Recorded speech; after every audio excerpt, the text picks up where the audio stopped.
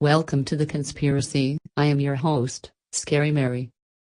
The Bermuda Triangle, also known as the Devil's Triangle or Hurricane Alley, is a loosely defined region in the western part of the North Atlantic Ocean, where a number of aircraft and ships are said to have disappeared under mysterious circumstances.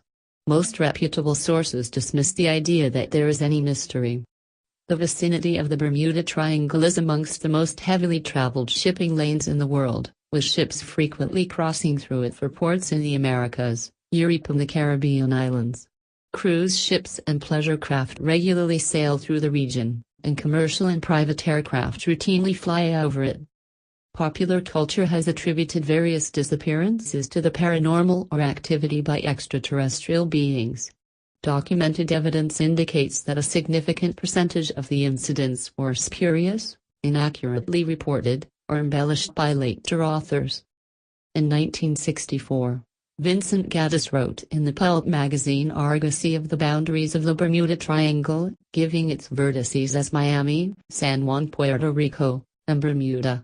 Subsequent writers did not necessarily follow this definition. Some writers gave different boundaries and vertices to the triangle, with the total area varying from 1,300,000 to 3,900,000 square kilometers, 500,000 to 1,510,000 square miles. Indeed, some writers even stretch it as far as the Irish coast. Consequently, the determination of which accidents occurred inside the triangle depends on which writer reported them. The earliest suggestion of unusual disappearances in the Bermuda area appeared in a September 17, 1950, article published in the Miami Herald, Associated Press, by Edward Van Winkle Jones.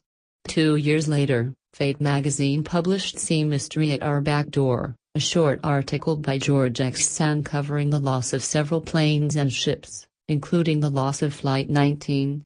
A group of 5 U.S. Navy Grumman TBM Avenger torpedo bombers on a training mission. Sand's article was the first to lay out the now familiar triangular area where the losses took place. Flight 19 alone would be covered again in the April 1962 issue of American Legion magazine. In it, author Alan W. Eckert wrote that the flight leader had been heard saying, "We are entering white water. Nothing seems right. We don't know where we are. The water is green, no white." He also wrote that officials at the Navy Board of Inquiry stated that the planes flew off to Mars.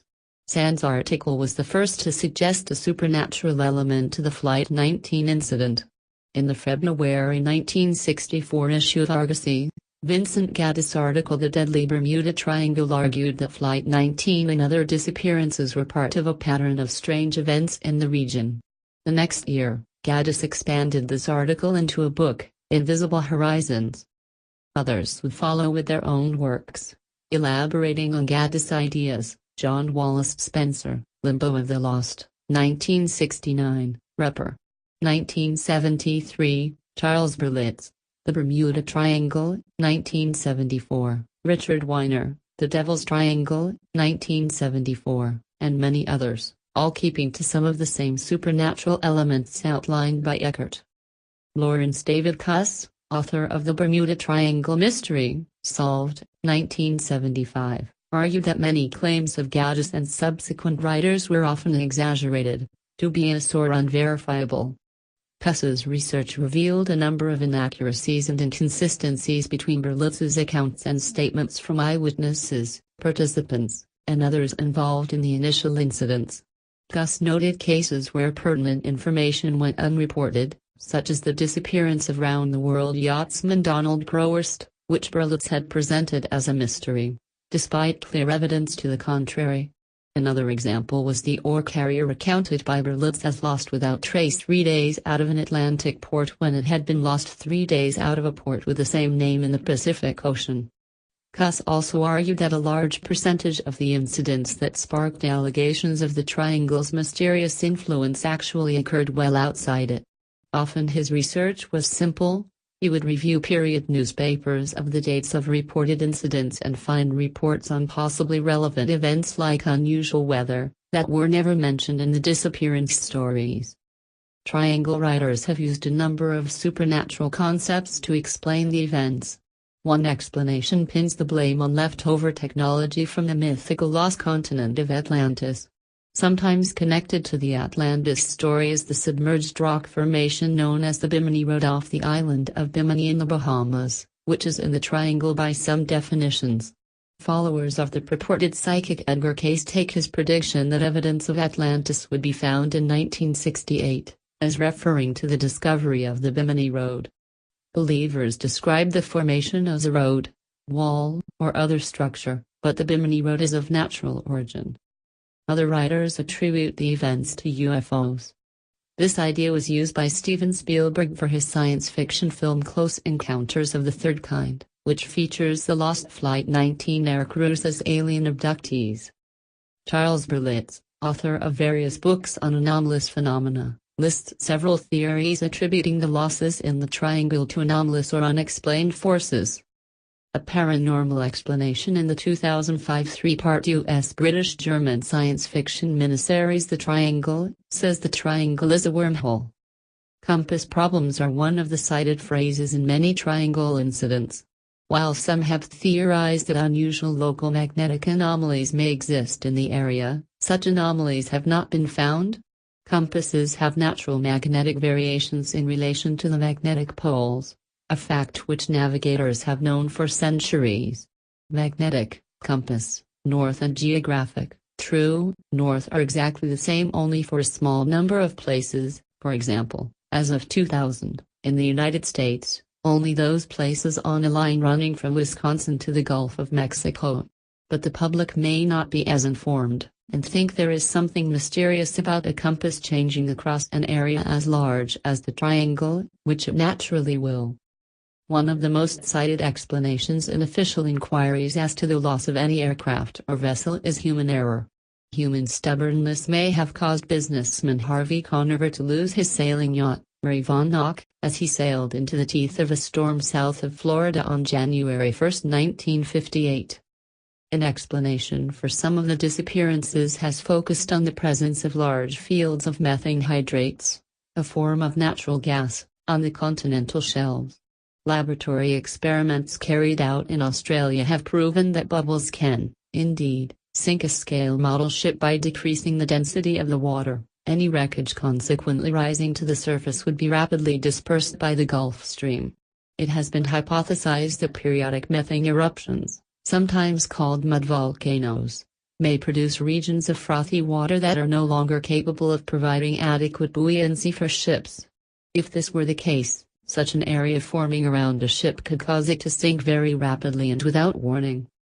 Publications by the USGS describe large stores of undersea hydrates worldwide, including the Blake Ridge area, off the coast of the southeastern United States. However, according to the USGS, no large releases of gas hydrates are believed to have occurred in the Bermuda Triangle for the past 15,000 years. Ellen Austin supposedly came across a derelict ship, placed on board a prize crew, and attempted to sail with it to New York in 1881.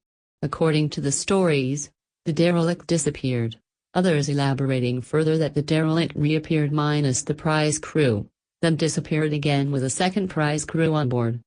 A check from Lloyd's of London records proved the existence of Meta, built in 1854, and that in 1880, Meta was renamed Ellen Austin. There are no casualty listings for this vessel, or any vessel at that time, that would suggest a large number of missing men were placed on board a derelict that later disappeared. Flight 19 was a training flight of 5 TBM Avenger torpedo bombers that disappeared on December 5, 1945, while over the Atlantic. The squadron's flight plan was scheduled to take them due east from Fort Lauderdale for 141 miles, 227 kilometers, north for 73 miles, 117 kilometers, and then back over a final 140-mile, 230-kilometer leg to complete the exercise. The flight never returned to base.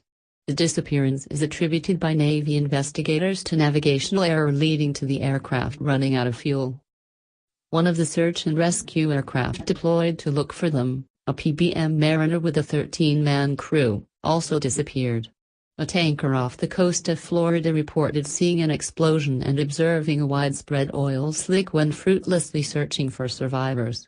The weather was becoming stormy by the end of the incident. According to contemporaneous sources, the mariner had a history of explosions due to vapor leaks when heavily loaded with fuel, as it might have been for a potentially long search and rescue operation. GAHNP Star Tiger disappeared on January 30, 1948. On a flight from the Azores to Bermuda, Jaeger Star Ariel disappeared on January 17, 1949. On a flight from Bermuda to Kingston, Jamaica. Both were Avro Tudor 4-passenger aircraft operated by British South American Airways. Both planes were operating at the very limits of their range, and the slightest error or fault in the equipment could keep them from reaching the small island. On December 28, 1948, a Douglas DC-3 aircraft, number NC-16002, disappeared while on a flight from San Juan, Puerto Rico, to Miami. No trace of the aircraft, or the 32 people on board, was ever found. A Civil Aeronautics Board investigation found there was insufficient information available on which to determine probable cause of the disappearance. A pleasure yacht was found adrift in the Atlantic south of Bermuda on September 26, 1955. It is usually stated in the stories, Berlitz, Weiner, that the crew vanished while the yacht survived being at sea during 3 hurricanes. The 1955 Atlantic hurricane season shows Hurricane Ione passing nearby between 14 and 18 September, with Bermuda being affected by winds of almost gale force. In his second book on the Bermuda Triangle, Weiner quoted from a letter he had received from Mr. J. Challoner of Barbados. On the morning of September 22, Connemara 4 was lying to heavy mooring in the open roadstead of Carlisle Bay. Because of the approaching hurricane, the owners strengthened the mooring ropes and put out 2 additional anchors. There was little else he could do, as the exposed mooring was the only available anchorage. In Carlisle Bay, the sea in the wake of Hurricane Janet was awe-inspiring and dangerous. The owner of Connemara 4 observed that she had disappeared. An investigation revealed that she had dragged her moorings and gone to sea. On August 28, 1963, a pair of U.S. Air Force KC-135 Stratotanker aircraft collided and crashed into the Atlantic 300 miles west of Bermuda. Some writers say that while the 2 aircraft did collide, there were 2 distinct crash sites, separated by over 160 miles, 260 kilometers, of water. However, PESA's research showed that the unclassified version of the Air Force investigation report revealed that the debris field defining the second crash site was examined by a search and rescue ship, and found to be a mass of seaweed and driftwood tangled in an old buoy. That's it for today's video. Thanks for watching to the end. Let us know what you think about the Bermuda Triangle mystery, and let us know what other mysteries you would like us to talk about. Don't forget to like and subscribe to our channel to be able to get our latest videos.